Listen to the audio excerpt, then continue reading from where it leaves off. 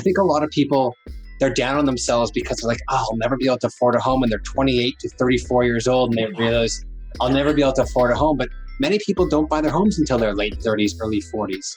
So what we always say to people is understand what your financial options are so that when you are potentially ready to buy, you're set up for success in those situations and you're doing the things you need to do to save.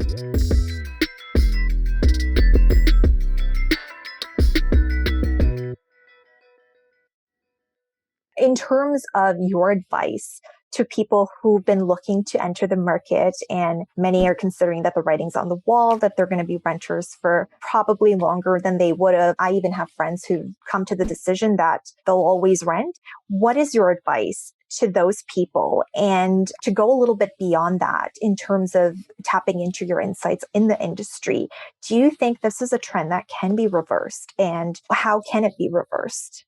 Yeah, so to talk on the trends from macroeconomic perspective, if we look at 2017, there was multiple policies put in place. Because 2017 prices increased substantially and then they dropped again.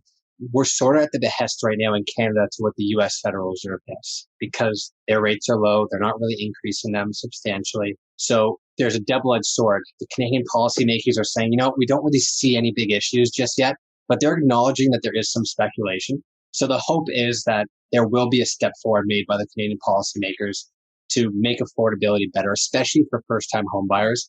We have a lot of foreign investors buying homes and taking up the space of first-time home buyers and increasing prices. So my hope is that there will be some policies that come in over the next 6 months to make it easier for first-time home buyers.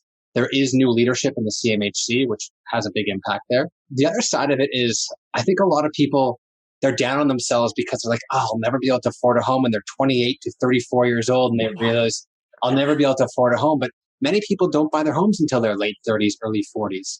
So what we always say to people is get an idea of what your financial picture is. Working with a company like ours, it's completely free. So all you have to do is you apply online and then we can help you understand your situation. Every incremental $10,000 you make in salary goes towards affording basically 5 times more than that in home mortgage. So at $10,000, is an extra $50,000 in affordability. So we just always say to people, don't get down on yourself. Save money. Take this opportunity to save money towards your down payment. Understand what your financial options are so that when you are potentially ready to buy, it might be now, it might be 6 months from now, but it also could be 18, 24 months from now. You're set up for success in those situations and you're doing the things you need to do to save. There's also an article that came out, I think it was the New York Times, about 8 to 9 years ago, that was titled, Millennials Can't Afford Homes Because of Avocado Toast. And it was very contentious because as many millennials like us do, we only read the subject lines and don't read the articles. And the article talked about how, if you want to buy a home, you do also have to make some concessions in your life. A lot of people still think, the year I'm going to buy a home, I still want to take that trip to Cancun. I want to buy the newest iPhone. It's just not plausible. So that's part of the things we say as well is think about what your financial savings plan is. Download an app like Mint, the Intuit Mint app. It's a great way to get an idea of what your savings are and put it towards your goal of getting a down payment. Read some of the articles on Smarter Loans that talk all about how to properly save, how to aggregate and look at consolidating your debts. All these things really help someone say who doesn't think they can afford a home today, maybe be able to afford a home 12, 24 months into the future.